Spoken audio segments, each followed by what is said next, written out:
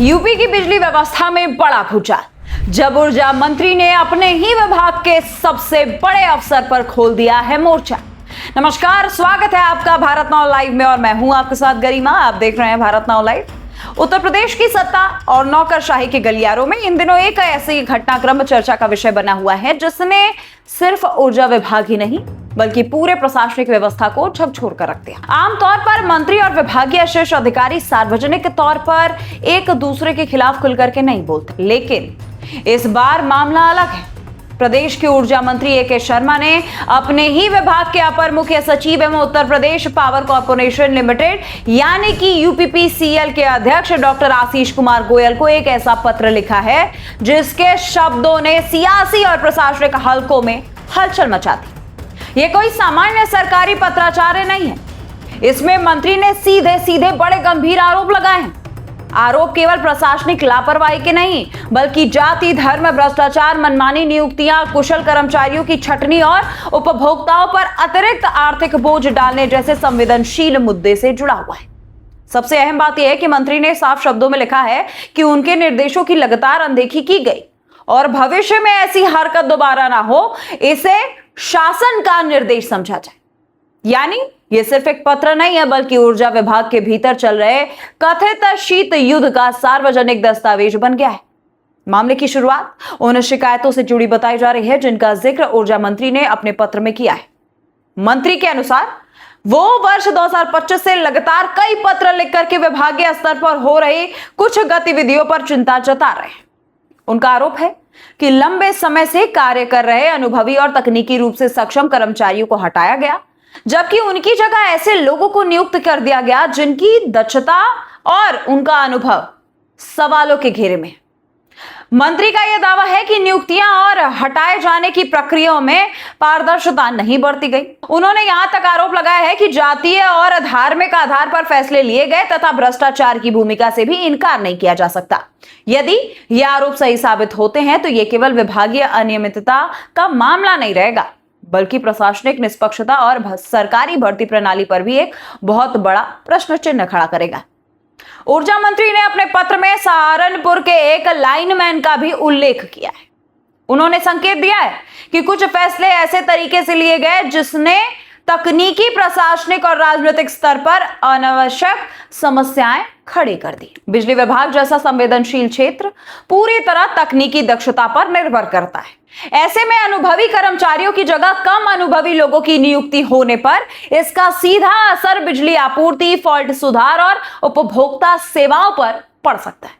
यहीं से यह विवाद केवल विभागीय नियुक्तियों का नहीं बल्कि प्रदेश की बिजली व्यवस्था का कार्य क्षमता का मुद्दा बन जाता है।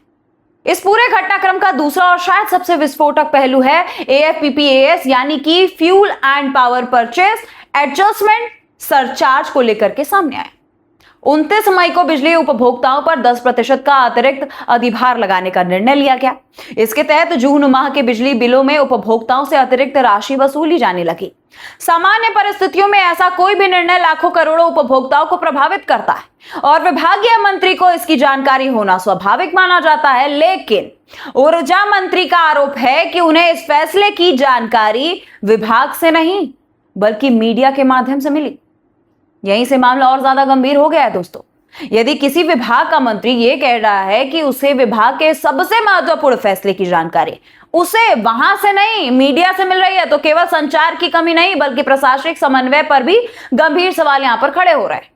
मंत्री ने अपने पत्र में पूछा है कि इतने व्यापक प्रभाव वाले निर्णय से पहले उनकी सहमति आखिर क्यों नहीं ली गई? कम से कम उनको पूर्व सूचना तो दे देते, क्या उसको भी देना इन्होंने आवश्यक नहीं समझा? यह केवल व्यक्तिगत असंतोष का नहीं बल्कि सरकार के भीतर निर्णय प्रक्रिया की पारदर्शिता का भी एक सवाल है। राजनीतिक दृष्टि से देखा जाए तो यह मामला इसीलिए भी महत्वपूर्ण हो जाता है क्योंकि उत्तर प्रदेश में बिजली व्यवस्था हमेशा से एक बहुत संवेदनशील मुद्दा है। गर्मियों के मौसम में बिजली कटौती, ट्रांसफार्मर का खराब हो जाना, ग्रामीण क्षेत्रों में आपूर्ति की समस्या और बढ़ते बिजली बिल अक्सर विपक्ष के निशाने पर रहता है। ऐसे समय में यदि ऊर्जा मंत्री खुद ये कहें कि कुशल कर्मचारियों की छटनी के कारण बिजली अव्यवस्था बढ़ी है तो ये सरकार के लिए एक बहुत असहज स्थिति पैदा कर रहा है। पत्र में मंत्री ने यह भी स्वीकार कर लिया है कि अधिकांश बिजली कर्मियों ने भीषण गर्मी के दौरान पूरी निष्ठा से काम किया और व्यवस्था संभालने का प्रयास किया, लेकिन उन्होंने कुछ ऐसे कर्मचारियों का भी जिक्र कर दिया जिन्होंने जानबूझकर या फिर यूं कह ले कि लापरवाही पूर्वक काम किया है, जिससे सरकार की छवि को नुकसान पहुंचा। उन्होंने ऐसे कर्मचारियों के खिलाफ अनुशासनात्मक कार्रवाई करने और वर्तमान तबादला सत्र में उनके स्थानांतरण की बात भी कही है। साथ ही उन्होंने इस कार्रवाई की विस्तृत रिपोर्ट भी मांग ली है। यानी मंत्री का संदेश बेहद साफ है कि बिजली व्यवस्था में लापरवाही बर्दाश्त नहीं की जाएगी और जवाबदेही तय करनी होगी। अब सबसे बड़ा सवाल यह है कि इस पत्र के बाद आगे आखिर क्या होगा? क्या ऊर्जा विभाग इन आरोपों की जांच करेगा? क्या पावर कॉर्पोरेशन की ओर से इन आरोपों का जवाब दिया जाएगा? आखिर क्या कुशल कर्मचारियों की छटनी और नई नियुक्तियों की समीक्षा होगी? और क्या एएफपीपीएएस सरचार्ज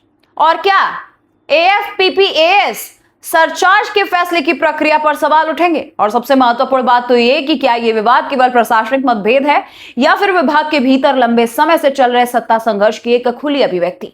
इन तमाम सवालों के जवाब तो आने वाले दिनों में मिलेंगे, लेकिन इतना तय है कि ऊर्जा मंत्री ए.के. शर्मा का यह पत्र उत्तर प्रदेश की नौकरशाही और राजनीति दोनों में बहुत बड़ा संदेश छोड़ रहा है।